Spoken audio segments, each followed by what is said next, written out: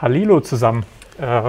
Eine neue Runde von Distance and Talk, bin schon selbst ganz draus, Nummer 3 in dem Fall. Und ich freue mich sehr auf Nikolas, der heute mit uns dabei ist. Wie ihr vielleicht schon gelesen habt, soll es heute um das Why hinter sehr vielen Dingen gehen, beziehungsweise um Canvas. Wir waren uns noch nicht so ganz einig, wie denn jetzt eigentlich die Pluralform von Canvas ist. Aber werden wir vielleicht auch noch mal kurz drüber reden. Hoffentlich gucken einige zu. Fühlt euch bitte frei, in die Kommentare reinzuschreiben. Könnt auch gerne einfach mal nur Hallo zu schreiben oder vielleicht auch mal kurz, aus welchem Eck ihr zuschaut, ob ihr aus Karlsruhe kommt oder was auch immer. Schreibt einfach munter in die Kommentare und wenn ihr Fragen zwischendrin habt, dann bitte auch da reinhauen. Wir sehen das und können das dann Ganze auch hier besprechen. Ihr seid im Stream so eine halbe Minute hinter uns, also nicht wundern, dass wir dann nicht sofort reagieren, aber bitte haut immer gerne raus. Und von dem her jetzt erstmal ein herzliches Hallo an den Nikolas, der mit dabei ist. Ja, vielleicht erzählst du einfach mal ganz kurz, was dich so umtreibt, was du so tust, beziehungsweise vielleicht auch noch mal irgendwie 3 Worte zu deiner Firma, von der du kommst. Ja, hi zusammen, hallo Kai. Schön, dass wir es geschafft haben. Corona und diese ganze Situation macht Dinge vielleicht auch mal möglich, dass man hier aus dem privaten Bereich streamt. Von daher freue ich mich richtig jetzt auf den Talk. Ja, was mache ich? Ich leite die Softwareentwicklung bei der GFT am Standort in Karlsruhe. Wir sind ein ehemaliges Startup, Exum. Wir waren ja mal im selben Gebäude. Von daher kennen wir uns auch vom Kaffee mal zwischendurch. Ja, was treibt mich um? Eigentlich sehr, sehr viele Themen von Technologien über das ganze Thema rund um Business, über eigentlich permanent auch Dinge zu optimieren und über den Tellerrand rauszuschauen. Und das ist auch einer der Gründe, warum ich ja einfach dieses Thema mal ausgearbeitet habe. Das ist noch ziemlich frisch, von daher ist es heute tatsächlich so ein Probelauf und ein Moment, um auch Feedback einzusammeln.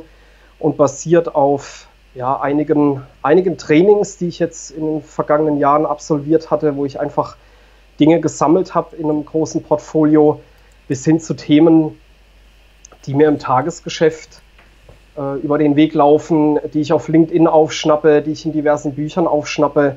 Von daher bin ich sehr gespannt auf unsere Diskussion heute und natürlich auch auf die Fragen, die kommen werden. Okay, ja, sehr cool. Vielleicht kannst du einfach mal kurz so eine Einführung machen, was sich hinter so einem Canvas denn versteckt, beziehungsweise welche Idee dahinter steckt, weil mit Sicherheit ist es vielen noch kein Begriff. Kann ich sehr gerne machen. Grundlegend bin ich ein Freund von definierten Strukturen und relativ oft, wenn ich auf ein Problem stoße, dann mache ich Google auf und schaue erstmal, ob jemand anderes sich schon mit dem Thema beschäftigt hat. Und bei dem ganzen Thema rund um die Canvasse, wie du vorhin schon in der Einleitung gesagt hattest, wer den korrekten Terminus kennt für den Plural, darf das gerne im Chat erwähnen. Einfach reinschreiben, genau. Genau, vielleicht können wir das heute einfach auch auflösen. Ja, die Canvases sind eine sehr gute Form, um Dinge einfach strukturiert aufzuarbeiten, um Dinge strukturiert anzugehen und sich mit Strukturen zu beschäftigen, wo sich andere Leute weltweit schon sehr, sehr lange und sehr ausgiebig die Köpfe drüber zerbrochen haben. Von daher nutze ich das ganz gerne als Mittel im Tagesgeschäft, im privaten Umfeld, bei meinen diversen Ideen, um einfach Situationen und Themen ganz klar zu strukturieren. Und da gibt es relativ viel im frei verfügbaren, also die auch wirklich genutzt werden dürfen, die auch geändert werden dürfen. Das meiste ist unter Creative Commons abgedeckt und genau, ein Teil davon oder ein paar habe ich heute mitgebracht. Das zum Rahmen.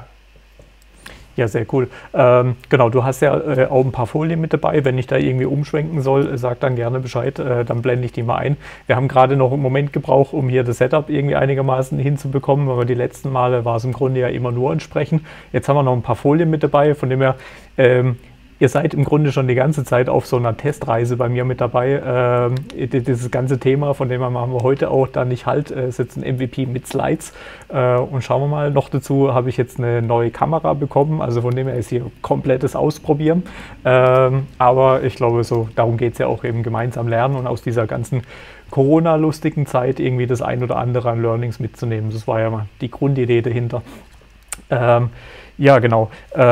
Gibt es denn im Grunde, also ich habe auch schon den einen oder anderen mal durchgespielt, aber gibt es denn so Momente, wo du für dich festgestellt hast oder so, ich würde es jetzt mal so ein bisschen erleuchtende Momente nennen oder irgendwie gemerkt hast, okay, das ist mir damit jetzt super gut klar geworden, habe ich rausbekommen, was es sonst vielleicht schwierig gewesen wäre? Hast du da irgendwie so ein konkretes Beispiel so als bisschen Lust machen auf den Rest nachher? Habe ich tatsächlich, also gibt diverse Beispiele, zum Beispiel das Platform Business Model Canvas auch in der Vergangenheit schon genutzt, um einfach die Komplexität auch von einer Softwareplattform mit den verschiedenen Teilnehmern auf ein relativ großes Blatt Papier zu bringen, also wirklich mit Sticky Notes und das zu befüllen und sich Gedanken darüber zu machen, wie denn der Werteaustausch zwischen den Parteien sich darstellt und gleichzeitig aber wirklich auch zu schauen, dass man sich auf das Wesentliche fokussiert. Ein großes Problem oder eine große Herausforderung bei den Canvasen ist genau das, sich auf die wesentlichen Dinge zu beschränken und hier und da über einfach ein weiteres Canvas oder nochmal eine Zweitvariante davon, die nochmal einen extra Aspekt betrachtet, dann dort nochmal tiefer in einen Aspekt einzutauchen. Und ein zweites Beispiel, was ich jetzt auch erst jüngst genutzt hatte, das war das Partnership Canvas. Da ging es um eine Partnerschaft, an der ich gerade im Rahmen meiner Tätigkeit bei GFT arbeite. Und auch da habe ich mir eine Struktur gesucht, um diese Partnerschaft aus meiner Warte mal zu definieren. Und interessanterweise, was mir dabei aufgefallen ist, dass ich eigentlich nur den Mehrwert aus meiner Warte von dieser Partnerschaft aufgezeigt habe, also nur ausgehend die Richtung, aber ich habe den Teil vergessen, was ich eigentlich an die Gegenseite erwarte. Und dieses Canvas hat mir eigentlich gezeigt, wie ich das auch strukturieren kann und wie ich gewisse Anforderungen oder eine Sicht an einen Partner auch kommunizieren kann und muss. Mhm, okay. Sollen wir vielleicht einfach mal in die Slides mal reingehen, dass einfach die Leute mal so ein bisschen Gefühl für kriegen, wie sieht denn sowas aus und vielleicht anhand von dem auch mal besser erklären zu können, wie man da strukturiert quasi durchgeht. Von dem her gerne mal schauen, dass ich hier einmal umgeschwenkt bekomme. Genau. Genau. Ja, erzähl gerne. Ich drücke auch noch mal gerne weiter. Du kannst gerne noch mal zur ersten Slide zurück. Ich habe das ganze Thema mal The Power of Canvases to Communicate the Why genannt, weil ich einfach den Glauben hege oder davon überzeugt bin, dass über diese Canvases im Englischen ein gewisser Purpose, ein Why kommuniziert werden kann. Und zwar auf ganz verschiedenen Ebenen, wirklich von hochstrategisch Unternehmensebene bis auf die persönliche Ebene runtergebrochen, um dabei eben auch nichts zu vergessen oder auch Rückschlüsse zu ziehen, was kann ein Team, was kann eine Partnerschaft, was kann ein Businessmodell auf die Unternehmensvision auch für eine Auswirkung haben. Und ich bin vor kurzem darüber gestoßen, dass ich so ein Leitvers hatte, den habe ich mal in einen Sticker gegossen, das nennt sich Purpose Drives Profit. Also ich glaube einfach daran, dass wenn ich den Grund hinter einer Tätigkeit oder einem Projekt oder einem Team verstehe, dann ist das ein ganz anderes Arbeiten und ein ganz anderes Problemlösen und auch innovativ sein. Und auf Basis dessen kann ich eben auch extrem erfolgreich sein, wenn ich weiß, wo die Reise hingeht. Und du kannst vielleicht nochmal die Slides einblenden. Gerne. Kurz noch zum Disclaimer. damit auch das Rechtliche abgedeckt ist. Also die Canvases, die ich in dem Slide Deck nutze, die sind nicht von mir geschaffen, aber ich habe jeweils auch die Links vermerkt und von wem diese stammen, sodass, wenn ich die Slides auch später share, dass ihr die natürlich auch herunterladen könnt, euch mit den Materialien beschäftigen könnt. Und von daher würde ich sagen, tauchen wir direkt ein. Mhm. Ich habe mir ein bisschen Gedanken gemacht, wo ich eigentlich diese Canvasse verorte, beziehungsweise was mir im Tagesgeschäft oder in dieser Thematik fehlt. Und das ist immer so ein bisschen der rote Faden.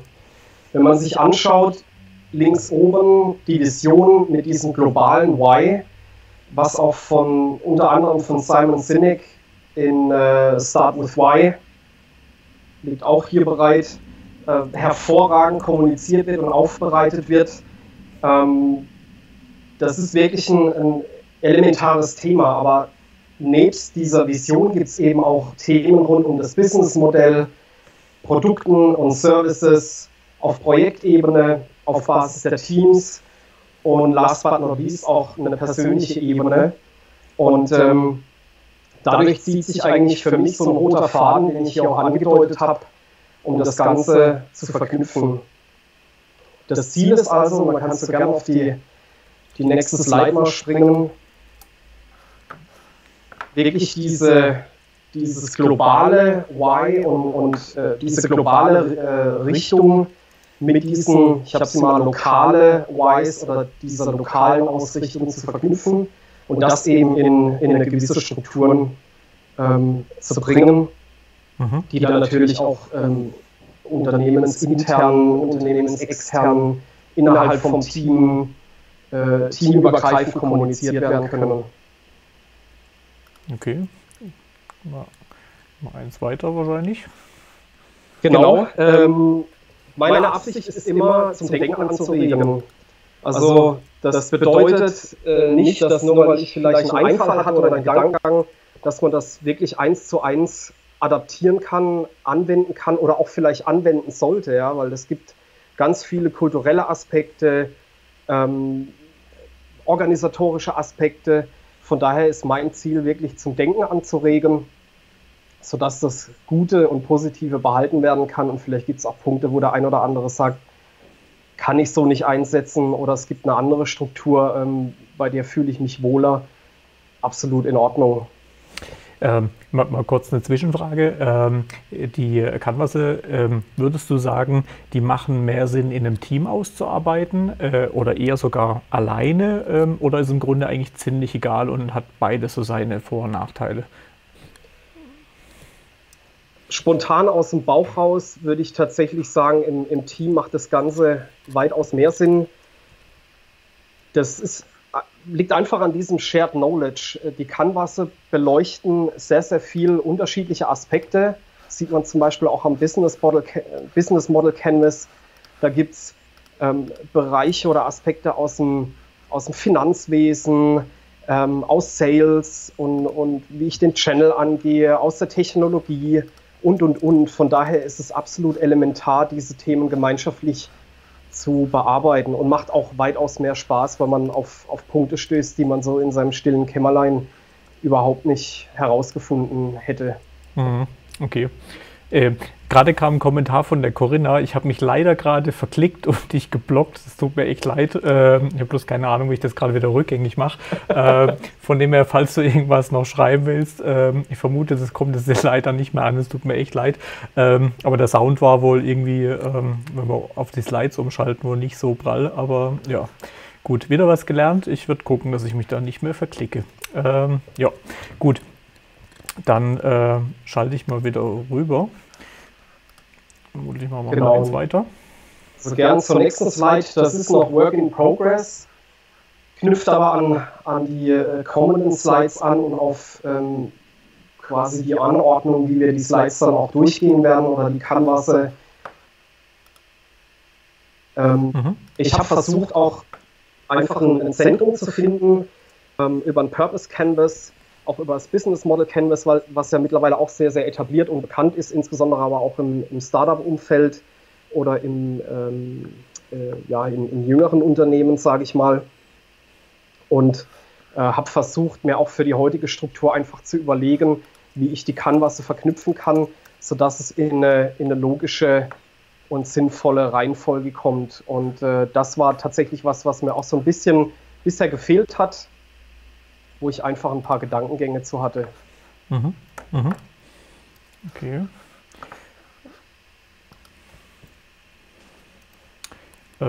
Ja, sollen wir eins weiter, ja, oder? Genau, wir springen mal direkt eins weiter. Ja, das Thema Businessmodell als eines der elementaren Punkte. Ich habe das Thema Vision bewusst mal übersprungen. Wie gesagt, da gibt es einfach enorm gute Materialien und Talks drüber. Unter anderem, wie schon erwähnt, Simon Sinek wirklich zu empfehlen. Die Materialien, die er zur Verfügung stellt. Von daher habe ich das jetzt mal als implizit bzw. gegeben angenommen und bin direkt mit dem Business Model Canvas gestartet.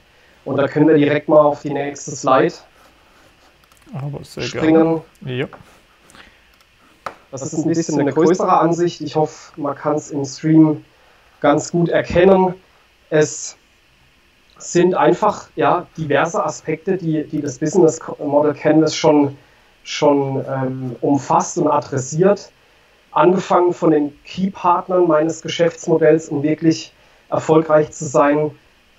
Key-Aktivitäten, Schlüsselaktivitäten, Schlüsselressourcen, die ich benötige, also sowohl interne als auch externe, aber wirklich auch ganz zentral diese Value Proposition meines Business Modells, also auch das extern kommunizierbare Warum ich das Ganze angehe, warum ich dieses Businessmodell entwickelt habe und was eigentlich das Werteversprechen meiner Kundschaft gegenüber ist und darstellt. Mhm. Rechter Hand ist dann so ein bisschen der Sales-Teil, also einmal die Customer Relationships, wie ich mit meinen Kunden interagiere, was ich mir da einfach auf die Fahne schreibe, dann die diversen Sales Channels, die ich adressiere und angehe und natürlich ganz rechts die Marktsegmente, die ich adressieren möchte. Und last but not least im unteren Bereich einmal die Kostenstrukturen und natürlich auch meine Finanzströme. Und allumfassend ist das für mich eigentlich ein extrem gutes Modell, um das Warum auf einem Blatt Papier zu beschreiben, warum wir ein gewisses Geschäftsmodell angehen. Und tatsächlich holt das jeden im Unternehmen ab. Gerade noch ein Aspekt und dann gern offen für Fragen. Es ist für mich so ein zentraler Punkt, deswegen hat man auch in der Slide davor gesehen, dass vom Business Model Canvas relativ viele Canvasse sich abspalten. Das liegt einfach daran, weil man sich wirklich auf die Kernpunkte fokussieren sollte. Was ich aber für eine Möglichkeit habe, ist zum Beispiel von den Key Partners abzuspringen und eine Fülle von Partner-Canvases zu entwickeln, die ich dann vielleicht dort im Business Model Canvas nur nenne oder verlinke, je nachdem welches Tooling ich nutze. Oder beim Thema Key Resources, gerade wenn es um interne Aspekte geht, dass ich auf die Team Canvases verweise. Beim Thema Value Proposition und Customer Segments mich auf die Value Proposition Canvas beschränke oder fokussiere. Natürlich kann ich das auch wieder kaskadiert machen nach Marktsegment oder nach Persona, um so eben sehr schön meine Struktur aufzubauen und meine Informationskaskade von Unternehmensvision bis wirklich auf die Team- oder persönliche Ebene runter zu definieren. Mhm, was würdest du denn sagen, wie man das Ganze jetzt konkret am geschicktesten angeht? Also schnappe ich mir einen Raum, pin so diese Grafik an die Wand und setze einfach 4, 5 Leute davor, mach mal, liest er das durch und schreibt da was hin. Soll es dann Facilitator geben oder sind so deine Learnings, wie es am besten vorgeht? Also grundlegend das Ganze analog zu machen, wenn möglich. Logischerweise ist die Situation im Moment eine andere, aber auch da gibt es mit Miro, Mural und Co. wirklich auch super Tools, um das Ganze remote zu machen. Aber es macht einfach in einem Raum mit Sticky Notes, mit einem größeren Ausdruck weitaus mehr Sinn und Spaß einfach. Man kann sich über einzelne Sticky Notes dann nochmal gezielter austauschen, kann sie auch bewerten lassen, um wirklich auch den Fokus zu wahren. Ich meine, gerade bei den Key Activities, je nach Geschäftsmodell, spannt sich da ein enorm weites Feld auf. Und auch da wirklich den Fokus nicht zu verlieren, sondern sich auf die Kernelemente zu fokussieren, das kann ich nur crossfunktional definieren. Da muss Geschäftsführung mit dabei sein, da muss die Technik vertreten sein, da muss Marketing mit dabei sein, Sales, Finance and Controlling, eventuell sogar HR, warum nicht?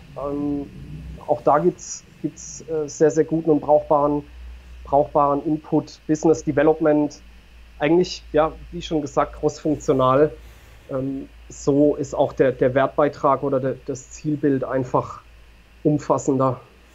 Ja, also mein Gefühl bisher war da immer, oder für was es aus meiner Sicht immer ganz angenehm war, einfach auch zu schauen, dass das komplette Team halt irgendwie die gleiche Idee hat. Also gerade wenn es jetzt ums Business Model Canvas geht, dass ich halt einfach in die gleiche Richtung auch gehe und das damit auch gut abgleichen kann, ob da eben unterschiedliche Vorstellungen auch im Detail da sind, wo man sich vielleicht darauf priorisiert, wo man vielleicht ja im Grunde gar nicht so im Alltag auf dem Schirm hat oder das Gefühl hat, alle denken gleich, aber dann ist es vielleicht im Detail doch nicht so ganz gleich. Ja, ich denke, das ist auch kein Thema, was mal in einem Nachmittag durchgesprochen oder durchdefiniert ist. Das ist auch ein Stück weit muss ein lebender Prozess sein, sich da auch regelmäßig eben drum wieder zu kümmern und zu besinnen, was denn die Kernelemente wirklich waren oder sind, auf die man sich committed hat, um eben zu gucken, ob man da auch noch auf dem richtigen Weg ist. Und logischerweise kann man das Thema auch nochmal extern pitchen. Ich denke, das ist nicht nur einem Startup vorbehalten, da auch mal einfach extern sich noch jemanden mit dazu zu holen, der das Ganze mal anguckt, mit einer anderen Brille noch mal drauf schaut. Und von daher ist es eine super Struktur, das eine recht umfassende Beschreibung eines Unternehmens oder eines Geschäftsmodells eines Unternehmens wirklich in der Hand zu halten und sich damit mit jemandem drüber zu unterhalten. Mhm. Hast du denn schon so ein bisschen Erfahrung gesammelt, wie häufig ich das wiederholen sollte? Oder ist es sehr unterschiedlich vom Business her und auch natürlich wahrscheinlich vom Canvas her? Aber ich denke, es macht schon Sinn, immer mal wieder auch iterativ da vorzugehen, zu gucken, sind denn diese Thesen überhaupt noch der Fall? Oder bin ich vielleicht mittlerweile einfach in einem anderen Modell unterwegs? Ja, kommt glaube ich, tatsächlich ein bisschen drauf an, wie fortgeschritten oder reif auch mein Unternehmen einfach schon ist oder auch das Geschäftsmodell an sich. Ich meine, wenn ich jetzt gezwungen bin, gutes Beispiel auch wieder in der Corona-Zeit mit meinem Unternehmen einen Pivot hinzulegen, weil ich einfach agieren muss, dann habe ich natürlich relativ zügig den Need, mir auch das Business Model Canvas wieder herzunehmen, was ich vielleicht mal vor einem halben Jahr ausgefüllt habe. Und da nochmal einfach eine Runde zu drehen und zu schauen, kann ich Elemente rausnehmen, wiederverwenden oder muss ich wirklich einen drastischen Wechsel oder eine drastische Änderung in meinem Geschäftsmodell wagen. Gibt es ja im Moment auch Beispiele genug, die über Social Media publik werden, gerade in der Startup-Szene. Ich denke, als Enterprise oder schon ein bisschen reiferes Unternehmen ist es sicherlich ein Mittel, was ein bisschen längerfristiger genutzt werden sollte. Also dass ich vielleicht nicht auf Quartalsebene mein Geschäftsmodell verändere. Das ganz gut, ja. Richtig. Aber dass ich trotzdem vielleicht im Halbjahres- oder Jahreszyklus mal wieder einen Blick drauf werfe, ob ich wirklich noch an diesem Nordstern mich entlanghangel und da auch noch unterwegs bin. Ich glaube, gibt das ein oder andere Canvas, da kann man das häufiger sicherlich tun, gerade beim Thema Value Proposition Canvas, kommen wir ja nachher auch noch zu, aber je nachdem, wenn ich in der Value Proposition einfach schon weiter fortgeschritten bin, dann kann ich auch an manche Themen einfach schon einen Haken dran machen und da ist auch die Kundschaft und der Markt einfach schon reifer geworden. Von daher bedarf es da dann eines Updates. Okay, super, danke. Ja, nochmal der Aufruf, ihr könnt, wie gesagt, gerne über die Kommentare hier reinschreiben. Leider die Corinna nicht mehr, aber ich habe es mir auf Facebook gerade mal aufgemacht, von dem her, ich kann es noch nachlesen, wenn du irgendwas hast. Schreibt gerne rein, aber ansonsten, wenn ihr Fragen habt, schreibt uns gerne. Natürlich ganz wichtig, weil wir solche Videos immer mal wieder machen, dass ihr den Kanal abonniert. Also gerade wenn ihr auf YouTube unterwegs seid, bitte jetzt sofort abonnieren. Muss ja hier, ich habe gelernt, unter den YouTubern, man muss hier immer mal wieder Werbung machen. Genau, von dem her würde ich sagen, gehen wir einfach mal in den Slides eins weiter. Das war auch mal die andere Möglichkeiten noch von Canvas seht, um da einfach mal ein Gefühl für zu geben, an welchen Stellen man das überhaupt alles einsetzen kann, weil es wirklich sehr vielfältig. Gut, ich mache mal eins weiter. Genau, eine bisschen abgewandelte Form von Business Model Canvas ist das Platform Business Model Canvas. Der Titel weist vielleicht schon ein bisschen darauf hin. Das Business Model Canvas adressiert oder umfasst einige wirklich interessante Aspekte, hat aber gerade was die Plattformentwicklung angeht, ein paar Limitierungen. Gerade wenn ich im Bereich einer Multi-Sided-Plattform unterwegs bin, also mit ganz verschiedenen Teilnehmern, zum Beispiel im Bereich von Airbnb. Ich habe als Teilnehmer Airbnb selbst. Ich habe die Mieter eines Apartments oder einer Wohnung und ich habe aber auch die Vermieter. Ich habe noch Dienstleister, die alle an dieser Plattform partizipieren. Von daher ist da die Komplexität einfach eine ganz andere. Und vom Aufbau her, ich habe einmal den Owner links oben im Eck. Das ist also der Entwickler, der Besitzer der Plattform. Rechts oben habe ich die Producer, die also den Inhalt dieser Plattform, der über die Plattform geteilt wird, produzieren, herstellen, zur Verfügung stellen. Rechts unten habe ich eben die Konsumenten und links unten wiederum Partner. Das können Technologiepartner sein, Partner für die Themen wie Billing, AdWords und. Also auch da relativ vielfältig. Und in der Mitte ganz zentral habe ich eben die Schlüsselkomponenten dieser Plattform. Und was man sehr gut visualisieren kann, eben über diese Ringstruktur von ganz innen nach außen, das sind einmal die Value Transactions, also die Werte, die sowohl in die Plattform hineintransferiert werden, als auch aus der Plattform stammen. Zum Beispiel wären es im Fall, um bei Airbnb zu bleiben, wäre eine Value Transaction für einen Konsumenten eben eine erfolgte Buchung, das heißt, die erhält er und was er eben in die Plattform hineingibt, das sind einmal seine Buchung inklusive Buchungsdaten und am Ende sorgt er auch dafür, dass eine Marge dieser Buchung eben auch beim Plattform-Owner landet. Und im mittleren Ring, die Value Proposition, dann eben wieder der Wert aufgezeigt, den ein Konsument oder auch ein Partner bekommt. Und ganz oben ist eben dann auch nochmal die Stakeholder-Perspektive, also ganz grob, was ich eben auf dieser Plattform, die ich nutze, erreichen möchte.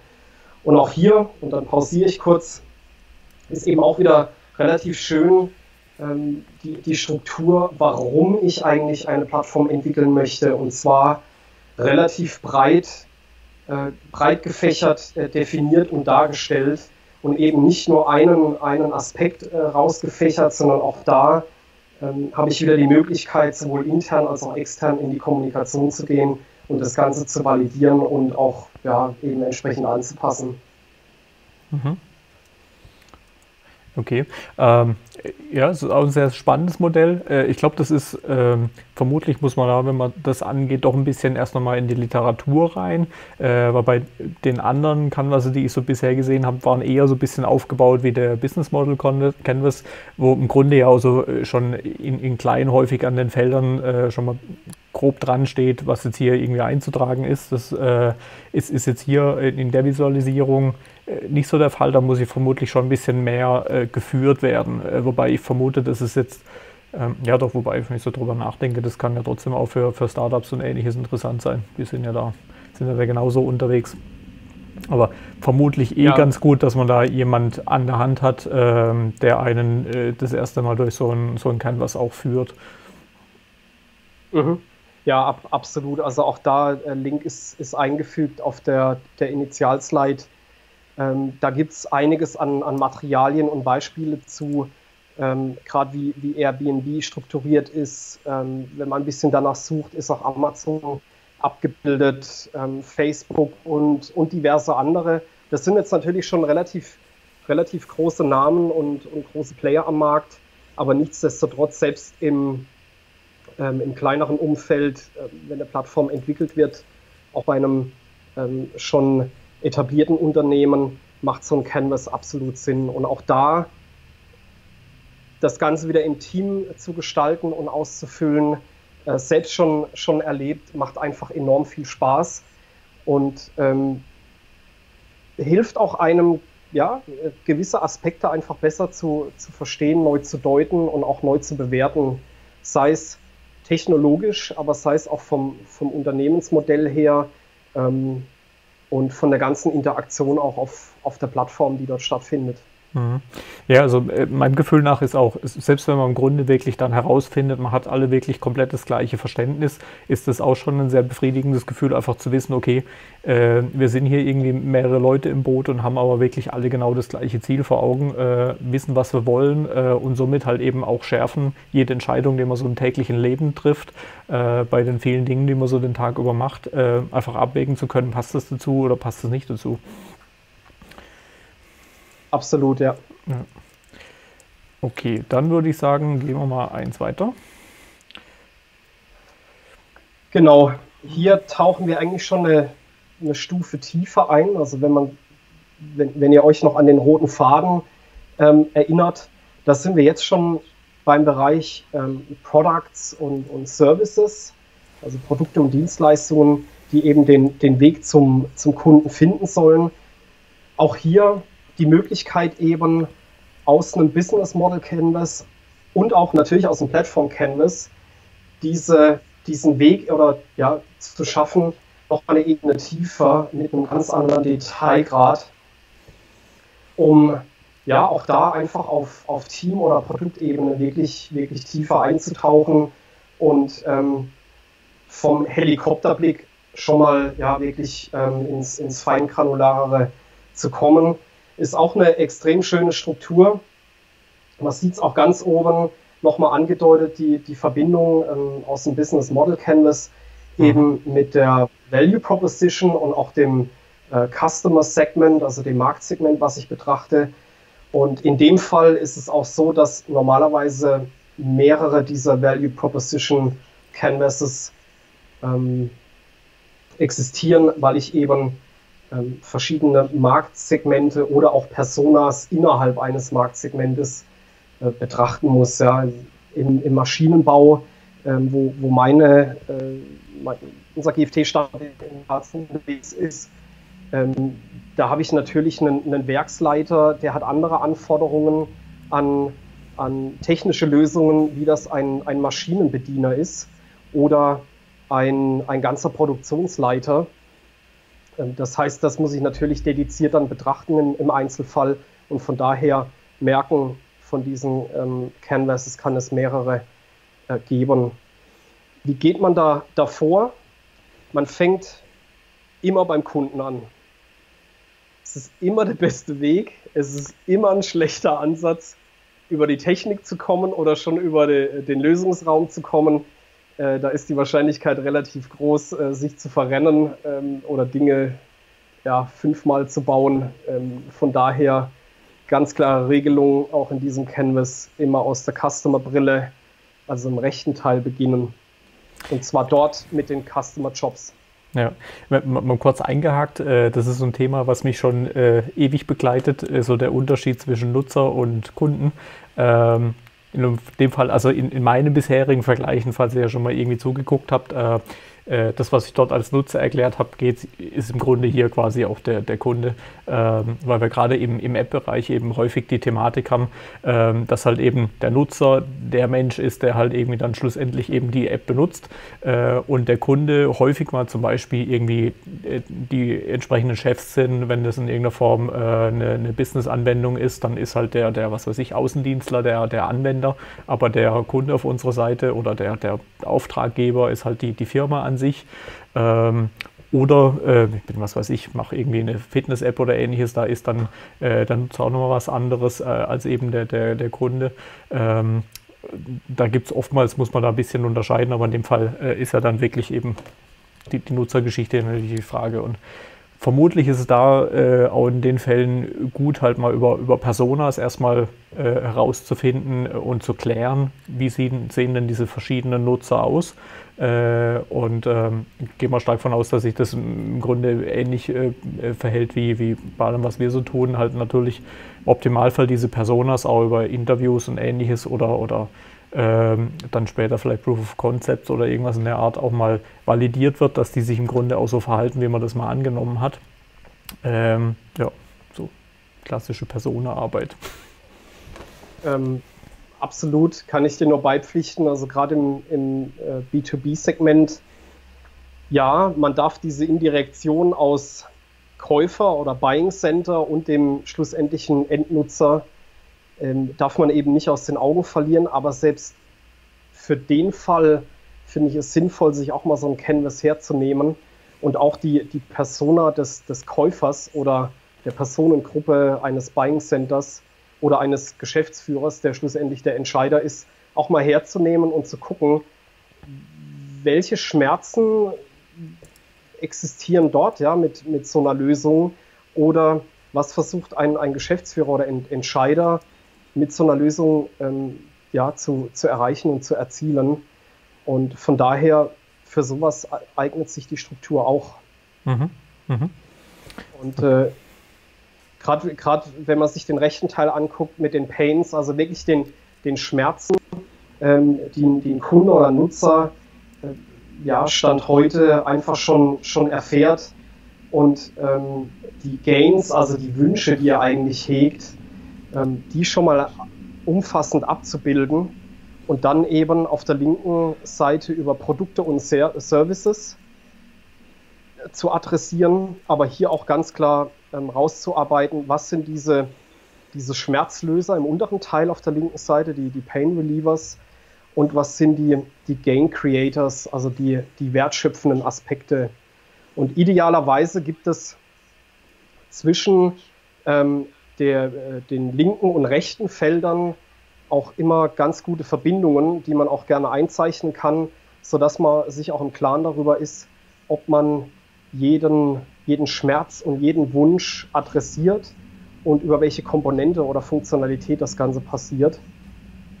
Und auch eine sehr schöne Struktur. Und warum gibt es diese zwei Pfeile genau in der Mitte? Wenn ich im Grunde genommen eine schöne Überdeckung habe von meiner Lösungsseite, also im linken Teil, und meiner Problemseite im rechten Teil, dann habe ich einen Market Fit, den es natürlich zu erzielen gilt. Okay. Ich habe übrigens gerade herausgefunden, warum vielleicht der Ton bei den Überblendungen nicht so prall war. Sobald wir nämlich einen Screenshare mit drin haben, gibt es in meinem Tool hier noch einen Audio von deinem Rechner zusätzlich zu deinem Skype-Audio und das hat sich vermutlich ein bisschen überlagert. Also schon wieder was gelernt. Ich hoffe, es war trotzdem irgendwie einigermaßen gut zu verstehen. Im Nachgang können wir es ja nochmal hochladen. Also zumindest bei mir kam es vernünftig an. Aber wie schon gesagt, wir sind hier wirklich am gemeinsamen Lernen. Ja, ich glaube, im nächsten Teil wird es eigentlich, also zumindest für mich ganz spannend, wenn es um Projekte geht. Von dem her, ich schalte nochmal hier einmal um. Das Warum hinter den Projekten. Klingt sehr spannend, muss ich gestehen, habe ich selbst auch noch nicht benutzt. Von dem her freue ich mich schon drauf, was du dazu erzählen kannst. Ja, natürlich auch sehr, sehr interessant.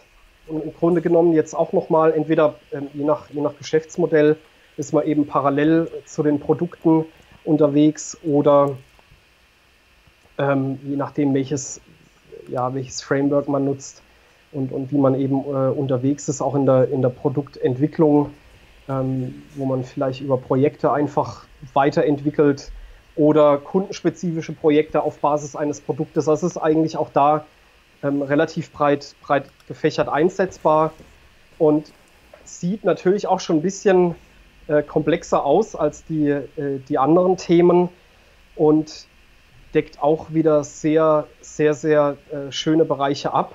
Einmal im oberen Teil der wichtige Aspekt, was ist eigentlich der Sinn und Zweck und der Grund, warum wir ein Projekt durchführen.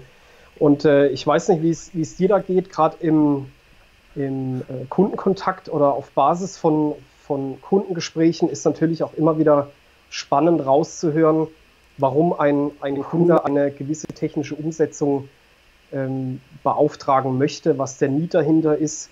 Das ist viel, viel spannender, wie eben nur zu hören, was es technisch umzusetzen gilt und dann das Ganze runter zu coden, salopp gesagt. Ich weiß nicht, wie es dir da geht, aber ich tauche da eigentlich immer gern ab und versuche auch den Grund dahinter einfach besser zu verstehen. Ja, absolut.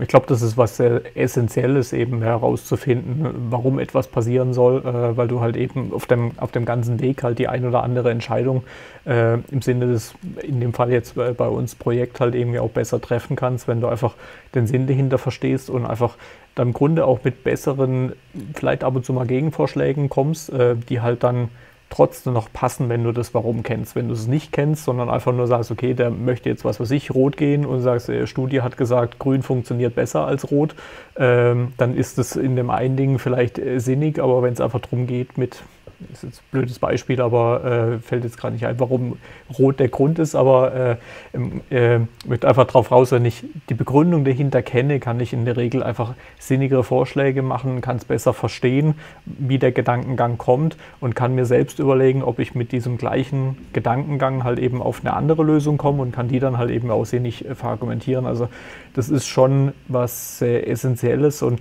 von dem her für uns auch ein recht wichtiges Ding, eben auch möglichst früh mit an den Tisch zu kommen und nicht nach Möglichkeit irgendwie so ganz kurz vor Schluss, wenn irgendwie so das ganze Konzept, das ganze Design schon steht und einfach nur umgesetzt werden soll. Das können wir technisch schon leisten, aber da können wir halt einfach mit der Expertise, die wir uns aufgebaut haben, halt wenig unterstützen und das ist oft dann schade. Ja. Ja, absolut. Also wenn der Purpose klar ist oder dieses Warum des Projekts, dann ist es, ja, zumindest aus meiner Warte, finde ich das einfach weitaus spannender, da auch wirklich mitzuwirken und tiefer abzutauchen. Und wenn man sieht, auch hier im Canvas sind auch wieder verschiedene Bereiche abgedeckt.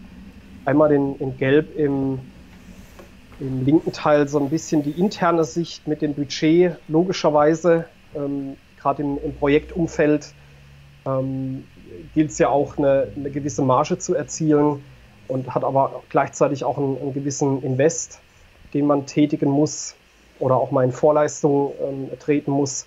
Dann ganz wichtig der Teamaspekt und von dort kann man eben auch wieder in das Team-Canvas abtauchen.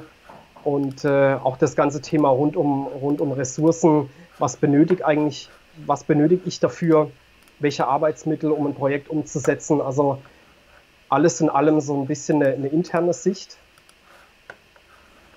Dann im mittleren Teil in Blau, das ist so ein bisschen eine Mischung aus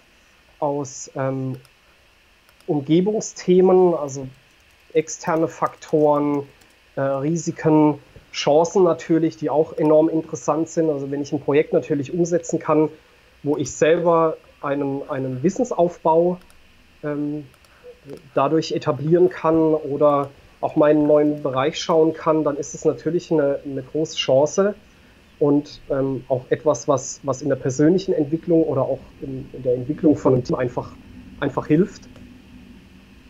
Und auch, was ich ganz spannend finde an dem Canvas, das sind die Waypoints. Und da ist zum Beispiel ein Aspekt drin, dass man Dinge auch wirklich feiert, wie es in dieser Subline dort drin lautet. Und das ist auch was zum Beispiel bei uns einige Teams machen, die auf Projekt sitzen, die dann auch gewisse Meilensteine einfach feiern oder auch den Projektabschluss feiern. Und weil das einfach was ist, was man erreicht hat und was extrem schön ist, das Ganze auch gemeinschaftlich dann auch zum Abschluss zu bringen. Ja, absolut. Also wir haben da bei uns, ist jetzt schon wieder ein paar Tage her, aber wir hatten da bei uns mal eine App Store Klingel eingeführt und die Idee dahinter war wirklich, wenn irgendein Team hier einen Release fertig hat, dann wird diese Klingel geläutet, die ist auch relativ laut und dann wird einfach komplett bei allen die Arbeit unterbrochen und das Team stellt dann mal zusammen vor, was sie denn da geschaffen haben, erklären nochmal kurz die App und man im Grunde einfach kurz das eben auch feiert. Haben dann auch für uns rausgefunden, es ist gar nicht so ganz einfach, weil sich der ein oder andere das nicht unbedingt immer traut, weil es einfach so mitten im Tag irgendwie auch ein bisschen doof ist. Haben das jetzt im Grunde so etwas umgestellt. Also wir haben Montagmorgens das nennt sich bei uns Jam Session, wo wir einfach quasi so ein Team-Stand-up haben, in dem es einfach immer so ein bisschen Neuigkeiten zu verkünden gibt.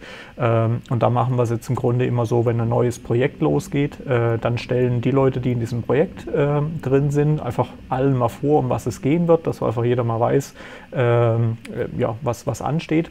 Und quasi im nächsten Montag nach dem Release wird dort halt irgendwie dann auch wirklich mal vorgestellt, was hat man erschaffen, weil im Grunde man merkt schon auch den Leuten an, sie sind da auch immer alle stolz drauf, absolut zu Recht. Und dann ist das, glaube ich, auch ein Ding der Wertschätzung auch von den Kollegen, das eben zu sehen, mal rückzufragen, wie habt ihr das denn gemacht? Auch voll cool, schöne Animation, wie kam das denn da drauf? Also solche Geschichten, das ist schon was sehr, sehr Wohltuendes und absolut nötig, definitiv. Das ist lustigerweise manchmal ein bisschen zu selten auch wirklich dann mit Kunden zusammen. Also zumindest bei mir im Umfeld ist ja dann selten, wir sind jetzt alle nicht wahnsinnig weit auseinander. Also wir haben sehr, sehr viele Kunden hier im ganz groben Umkreis von Karlsruhe, so mit einer Stunde, 1,5 drumherum. Aber da ist oftmals irgendwie so selbst irgendwie die Viertelstunde voneinander weg, dass man sich dann irgendwie einfach mal kurz abends zusammen auf einen Sekt oder was auch immer trifft und das zusammen feiert, ist leider gar nicht so oft der Fall. Müssen wir vielleicht mal ein bisschen mehr forcieren. Musst du direkt in den Vertragsabschluss mit reinnehmen. Ja, absolut. Direkt als Bedingung, wenn es am Schluss ein Grillfest gibt. Das ist ein guter Punkt. Eigentlich so monstermäßig noch gar nicht drüber nachgedacht, aber es ist, glaube ich, ein gutes Ding, auch wirklich anzuregen, das dann nochmal wirklich zu machen. Zumindest intern machen wir es schon mal. Ja. Absolut. Ich meine, im GFT-Scale ist es manchmal ein bisschen schwieriger, weil einfach die Teams verteilt sind oder auch über verschiedene Standorte. Aber was wir zum Beispiel haben, ist den Office Day, wo es dann auch Talks zu Projekten gibt, zu Projekterfolgen. Und im Grunde genommen auch das, was du gerade geschildert hast, dass man auch technisches Wissen weitergibt und faktisch an dem Tag auch Projekterfolge zusammen feiert, sich kennenlernt. Und das ist einfach ein schönes Gefühl und ein extrem wichtiges Thema. Mhm. Ja, im Grunde ist es ja eigentlich auch so eins der Warums im Hintergrund, zumindest bei den umsetzenden Menschen, oder ist schön, wenn eines der Warums einfach der Spaß dran ist, das Miteinander mit den Kollegen, die technische Aufgabe dann vielleicht schlussendlich zu lösen. Das ist, glaube ich, eine der größten Motivationen. Ja, absolut. Machen wir das gerade noch fertig. Rechter Teil in grün. Das ist dann auch so ein bisschen der der kundengerichtete Blick, also einmal qualitative Aspekte, die ich erreichen möchte oder die ich im Blick behalten muss. Natürlich das Ergebnis, was ich erzielen will, und den Kunden an sich auch einfach ein bisschen besser kennenlernen möchte und das auch niedergeschrieben wissen möchte. Und um da auch nicht dran vorbei zu entwickeln, sondern ja, einfach den Kunden auch im Fokus zu haben. Und dann logischerweise auch im unteren Teil noch ein paar zeitliche Aspekte, also wann ist Projektstart, wie lange dauert das Projekt, habe ich vielleicht eine gewisse Flexibilität innerhalb der Projektlaufzeit oder ist alles wirklich absolut starr? Und das alles, wenn ich dann auch nochmal zu dem Purpose nach oben komme, kann ich natürlich wiederum verlinken in mein Business Model beziehungsweise in meine Unternehmensvision rein und kann mich auch zum Beispiel hinterfragen, ob ein Projekt jetzt Sinn macht, ja, ob das zu meinem Scope passt oder ob das eben out of scope ist.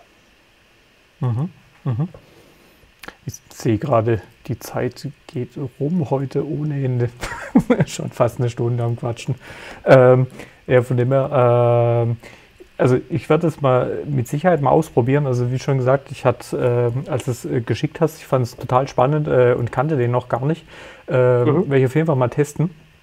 Weil eben, das ist ja gerade für uns der spannende Part in den Projekten, vielleicht auch mit den Kunden das nochmal durchzugehen, um hier halt einfach, ich bin sehr froh um jedes Tool, mit dem wir einfach möglichst viel Informationen herauslocken können und gemeinsam auf den Tisch zu bringen, um einfach das gleiche Verständnis zu haben, am Schluss das dann zu einem besseren Produkt resultiert. Wir haben uns da einen sehr spannenden Fragebogen entwickelt, jetzt so die letzten Monate, um gerade auf viele Informationen zu kommen. Aber da werden wir auf jeden Fall mal versuchen, das dann mal mit einzustricken. Sehr cool. Wäre ich für Feedback oder über Feedback würde ich mich ziemlich freuen. Aber sehr gerne werde ich tun. Ja, dann würde ich sagen, gehen wir einfach mal zum nächsten. Also wie ihr vielleicht jetzt schon sehen könnt, es gibt eine Vielzahl von Canvasen. Also wer da Interesse hat, im Grunde glaube ich, der allereinfachste Weg ist einfach in Google mal Canvas einzugeben und auf die Bildeinstellung zu gehen. Da sieht man schon relativ schnell, was es da alles wahnsinnig vieles gibt. Und ich glaube, dann kann man ein bisschen scannen, was für einen interessant sein könnte und kommt dann, glaube ich, auch relativ leicht dann zu passender Literatur, um sich mal ein bisschen einzudenken. Beziehungsweise mit Sicherheit, wenn ihr möchtet, die Link zu Nicolas' Profil im LinkedIn sind natürlich verlinkt. Haut ihn einfach an, vielleicht kann er ein bisschen helfen. Klar, immer gerne. Dafür sind die Netzwerke da. Sehr schön. So, dann blende ich mal wieder über. Genau, gehen wir noch kurz über das Partnership Canvas. Ich halte mich da auch kurz. Ja, warum eine Partnerschaft angehen mit einem anderen Unternehmen? Das hatte ich ja initial schon erwähnt, dass ich mir das vor kurzem mal in der Partnerschaftsanbahnung hergenommen hatte, um einfach Aspekte nicht zu vergessen, beziehungsweise Aspekte, die ich schon im Kopf hatte, wirklich auch aufzuarbeiten. Und was an dem Canvas schön ja, im unteren Feder, das ist nichts, was man im Kämmerlein man natürlich, um sich das auch erstmal was man auch Partner in die Hand für das doch einfach aus. Und trifft, kann man eins machen, das ist rechts oben angedeutet. Man kann die Canvases aneinanderlegen und dann eben gucken, den ich beim Partner sehe, also den Wert oder den Mehrwert, den ich von einem Partner möchte, mit dessen Werteversprechen und mit dessen Produkt- und Servicelandschaft eben übereinstimmt. Und genauso im gespiegelten Fall. Eine Partnerschaft ist ja in der Regel was bidirektionales und nicht nur unidirektional. Was ich eben einem Partner anbieten kann, was hoffentlich auch zu seinen Bedürfnissen passt. Und im mittleren Teil, die Transfer Activity, dort kann ich eben Aktivitäten definieren, die man gemeinschaftlich angeht. Das können, wenn es eine Technologiepartnerschaft ist, gemeinsame Meetups sein, mal auf einer Veranstaltung zusammen sprechen und gemeinsam Auftritt haben, Projekte zusammen angehen, Kunden zusammen ansprechen und lauter so Themen, weil das Ganze soll dann an der Spitze enden, nämlich in Created Value und auch da wieder, was ist der Wert, der aus der Partnerschaft geschaffen wird. Einmal für diese Unternehmen, die an der Partnerschaft partizipieren, aber natürlich auch für die Kunden der Unternehmen, die, ich würde jetzt mal sagen, so ein bisschen oberhalb dieses Dreiecks angesiedelt sind. Ist auch eine echt coole Struktur, die zum Denken anregt. Mhm. Ist sehr spannend. Okay, ich gehe mal, ich glaube, wir machen mal ein wenig nochmal weiter. So. Genau. Team Canvas hast du nochmal mitgebracht. Genau. Da hatte ich mich auch schon mal ein bisschen reingeguckt. Ja, aber auch Bitte? bisher noch nicht benutzt. Da hatte ich mich auch schon mal ein bisschen reingeguckt, aber bisher auch noch nicht angewandt. Das ist aber definitiv auch so auf meiner To-Do-Liste. Ja, also sowohl das Partnership Canvas als auch das Team Canvas haben auch wieder diesen Weg in Richtung Platform Business Model Canvas, weil ich natürlich als Owner über in der Regel verschiedene Teams verfüge, die sich natürlich auch wieder in dem ganzen Thema wiederfinden müssen, ja, nicht dürfen, sondern definitiv wiederfinden müssen, aber auch die Partner und beim Business Model Canvas eben genauso einmal bei den Key Resources und ich glaube bei den Key Activities war es, wo ich da natürlich auch nochmal ein bisschen in die Tiefe reingehen kann, beziehungsweise die Key Partners. Team Canvas selber schon im Einsatz gehabt, auch wirklich eine super Struktur, um sowohl ein neues Team aufzusetzen und sich da auch wirklich besser kennenzulernen, als auch ein bestehendes Team vielleicht ein bisschen nochmal zu analysieren, wo steht man, was sind die Ziele, was ist der Purpose, also das Warum dieses Teams, oder auch wenn ein neuer Mitarbeiter im Team dazukommt, können sich ja auch nochmal Aspekte ändern und ist eben auch nicht nur so eine Wunschliste, ja, mit den Zielen und den persönlichen Zielen und den Values und so, sondern es sind auch definitiv die Schwächen und Entwicklungsbereiche mitgenannt, wo man dann auch als Team eben entscheiden kann, wir müssen technologisch uns noch weiterentwickeln oder crossfunktionaler aufstellen und. Aber auch hier wieder eben, wie initial schon gesagt, schön dieser Weg zentral, der Purpose, der dann eben ins Businessmodell bzw. zentral in die Mission mit verlinkt werden muss. Okay. Also nochmal kurz. Snack Canvas aufgrund der Zeit auch gerne schieben. Ja. Nochmal kurz, falls ihr Fragen habt oder so, haut gerne raus. Also es kamen jetzt schon ein paar Grüße an, aber noch nie wirklich Fragen, deswegen habe ich die nicht reingeschaltet. Also wenn ihr irgendwas dazu wissen möchtet, nochmal irgendwie Erfahrungen oder ähnliches, schreibt einfach gerne, dann können wir da nochmal drüber reden. Ansonsten gibt es quasi jetzt einen Canvas, den du noch mitgebracht hast. Dann blende ich nochmal kurz ein. Haben wir einmal der persönliche Canvas, wenn ich es richtig interpretiere. Genau, das kann man natürlich auch in zweierlei Richtungen einfach nutzen. Einmal für sich persönlich, privat, ja, um auch sein eigenes, ich sag mal, Werteversprechen, sein eigenes definieren oder jetzt irgendwo in eine religiöse Diskussion abzudriften, was dieses Thema einfach angeht, aber einfach für sich zu wissen, was ist mein Ziel, was ist meine Richtung, warum ich das dass ich die tue, das kann ich einmal für mich privat definieren, aber natürlich auch im Unternehmenskontext, im Teamtext wiederum in das Team Canvas einfangen. Ist auch mal recht interessant zu sehen oder recht schön zu sehen. Und gerade die Themen sind oder Leadership-Büchern relativ häufig mit abgebildet, dass man auch einmal für sich eben machen kann oder auch ganz transparent halten. Mhm. Mhm. Jetzt wird irgendwie gerade die Leitung gerade ein bisschen kacke, aber irgendwie so abends das deutsche Netz ist irgendwie nicht so geil. Ich glaube, wir müssen das nächste Mal vielleicht ein bisschen auf morgens legen. Von dem her, doch, jetzt mittlerweile sehe ich die wieder. Gerade war es ein bisschen verstockelt. Ja, im Grunde, ich glaube, wir sind jetzt mal, haben euch, glaube ich, ganz gute Anregungen mal gegeben, das Thema mal aufzugreifen. Wie vorhin schon gesagt, ist wahrscheinlich am einfachsten mal einfach in der Google-Suche mal nach Canvas suchen, beziehungsweise hier dann in den Links mal zu schauen. Guckt euch mal die verschiedenen Möglichkeiten an. Also gerade zu dem Business Model Canvas gibt es doch auch einiges an Literatur und es ist in der Regel auch schon ein bisschen reingeschrieben, was man da so hintragen könnte.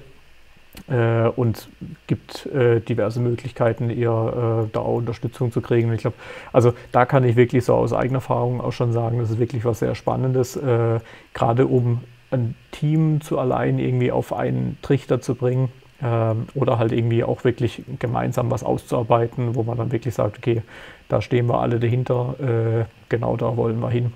Von dem her gehe ich stark davon aus, dass es in den anderen Bereichen genau das Gleiche ist. Auch wenn ich die anderen Bereiche selbst noch nicht probiert habe, aber ich habe da für mich schon einige Anregungen mitnehmen können, um dann das ein oder andere auch wirklich mal auszuprobieren. Also von dem her vielen lieben Dank. Falls es irgendwas gibt, was du unbedingt noch loswerden willst, hau gerne raus. Ansonsten ganz wichtig für euch, wir machen die Geschichte ja regelmäßig, von dem her am besten auf YouTube den Kanal abonnieren. Das nächste Mal kann ich schon ankündigen, wird es um das Thema Social Media gehen. Da freue ich mich sehr auf den Lukas Hoffmann, der mit dabei sein wird. Wahrscheinlich jetzt sogar direkt am Freitag. Der gute Mann ist ja Österreicher, von dem her bei denen, glaube ich, kein Feiertag. Bin mir aber gar nicht so ganz sicher. Aber da dieses Jahr mit Rumlaufen vermutlich eh nicht so viel ist, haben wir gesagt, dann machen wir das doch direkt mal am Freitag. Uhrzeit wird sich die nächsten Tage noch entscheiden, werde ich einfach nochmal ankündigen. Also von dem her am besten den Kanal abonnieren und dann bekommt das auch mit. Genau. Also von dem her vielen lieben Dank dir. Genau. Und ich denke, wir werden uns auf jeden Fall dann irgendwie, wenn wir uns dann mal wieder treffen können, endlich dann auch mal sicher halt mal unser Bier nachbekommen. Und falls ihr im Nachgang irgendwie noch Fragen habt, wenn dann irgendwie die Corona-Zeit mal wieder rum ist, geht es vielleicht mit dem eigentlichen Podcast, mit dem zusammen Lego bauen und reden auch mal weiter. Das hier ist ja gerade nur so ein bisschen überbrücken, bis das Zusammenstehen und gemeinsam was erschaffen wieder funktioniert. Und dann können wir da ja die ganzen Fragen nochmal mitbringen. Ja. Also von dem her vielen lieben Dank dir. Vielen Dank auch für die Einladung, für die Möglichkeit und das mit dem Bierchen, da komme ich auf alle Fälle gerne drauf zurück. Das ist nicht aufgehoben, nur aufgeschoben. Ja, perfekt, so machen wir das. Alles klar, dann macht's mal gut und lasst euch gut gehen. Bis dann, ciao. Bis dann, ciao.